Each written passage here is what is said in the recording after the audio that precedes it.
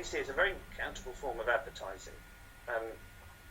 You can see instantly, if you get into the real detail of it, the one thing that I love about PPC is, on the broad sense, you can say, I want to target someone and I want to bring them through for a click for a particular keyword, and I know how much it's going to cost me for a click. That's the broad term. But if you get into the detail of it, what you can do, and you can do this across, you can match up all of the networks, is you can say, right, I want to understand, I put an ad up, and what do I want my campaign to do? So I set myself goals. So the first thing I want to do is I want to bring someone to my site. So that's goal 1. But I want them to do more than that. And so I want this ad to work harder than just bringing someone to my site. So within Google Analytics or Google AdWords, you can set up more goals. So you say, firstly, so what is the customer journey that I want people to do? My first thing is I want to bring them to the site. That's goal 1. The second thing is I want to take them to my shop. That's goal 2.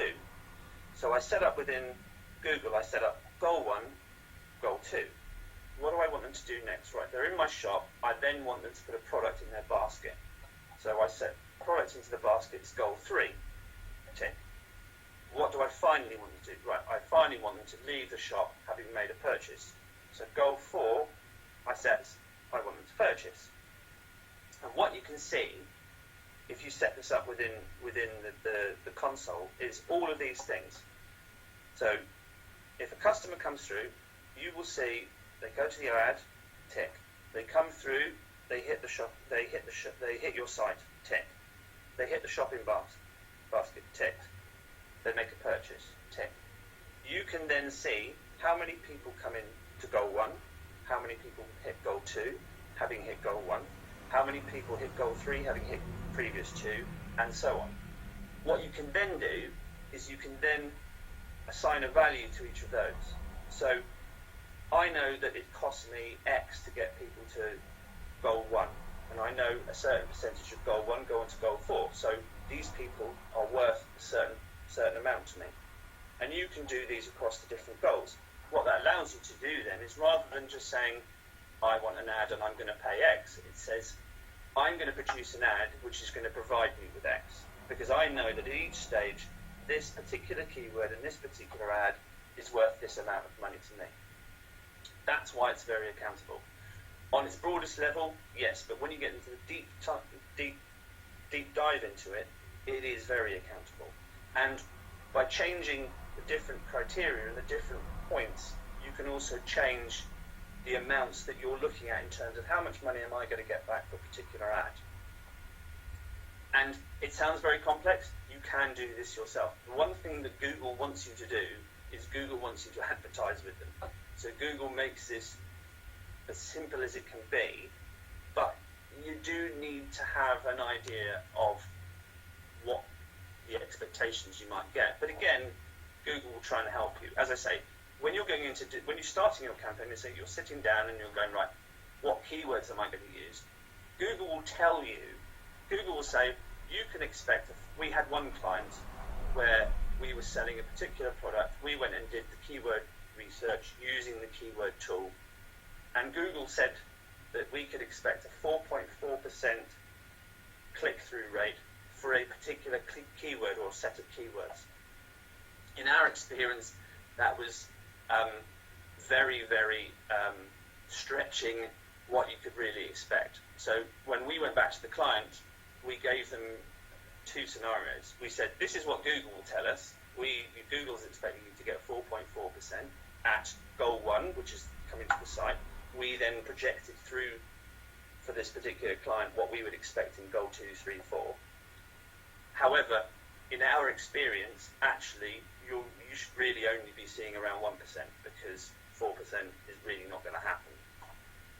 But again, at least we've set up the expectations, and if you say, well, I think I'm going to get 4%, you end up getting 0.2%, you can turn it off. It's not working, turn it on, turn it off. Google does not penalize you in any way. The only thing I would say about PPC is, and this is what I have a lot of clients do, they use it quite short term. And within Google, the thing that's most important to Google, I'm talking very specifically about search engines, Google wants you to be relevant. Google doesn't want people bidding for keywords and then people visiting a site that has nothing to do with the search term. They want to ensure that the keyword or key phrase that someone is using matches very closely to the product or service or website that they're visiting. So Google employs what's called a quality score. This quality score effectively says, what is the relationship between this person's ad, this person's site, and the keyword that you're using? If the relationship is very close, Google says tick, yes, that's a close one. Brilliant. If that relationship is not so close, Google goes, not quite happy about this. And Google effectively will penalize you. You may pay slightly more if your quality score isn't high. When people employ very short-term PPC campaigns, they are effectively paying a little bit more because Google takes a little bit of time for this information to generate.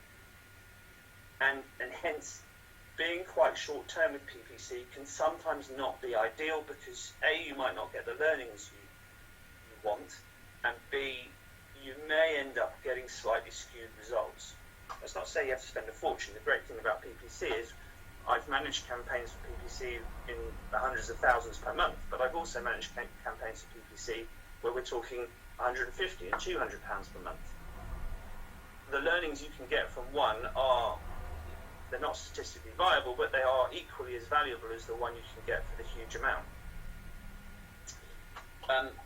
The third why for PPC is the great thing you can do is if you're relating PPC and SEO, so the organic search, which you get for your website, to the paid search, you can use PPC to gain a greater depth of understanding to the keywords which your customers are looking for. So you might set your website up with an SEO which is based on a certain number of keywords, but you might find as your business progresses that you think, hang on, maybe the market's changing, maybe customers are not quite looking for what my SEO is built for. You can use PPC to test that, to use slightly different keywords and see, is the market slightly changing? Are customers using slightly different keywords?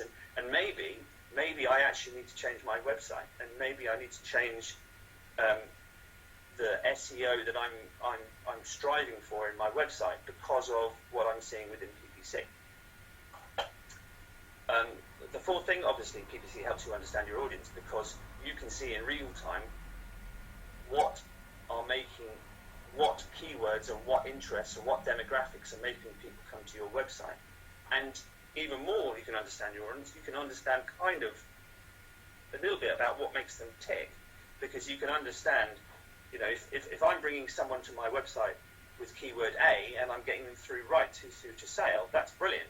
So obviously, the keyword that I'm using there is what people really want to make them go through to a sale. If I'm using keyword B, then everyone is falling off at goal one, so I'm getting a great response to my site, but I'm not going any further. Then I need to either think about the customer journey within my website, or I need to dump that keyword. But what you're doing is you're understanding more about your audience. And you don't have to have 4 goals. You can have as many goals as you want. Depending on how big or how small your site is, you can set any goals that you want. And it doesn't have to be for sales.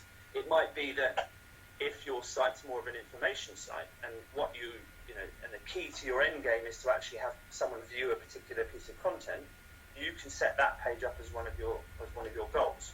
Ultimately, pay-per-click is for sales, because then you can say, I know that every ad, if I'm spending £100 on pay-per-click, I will get £150 back.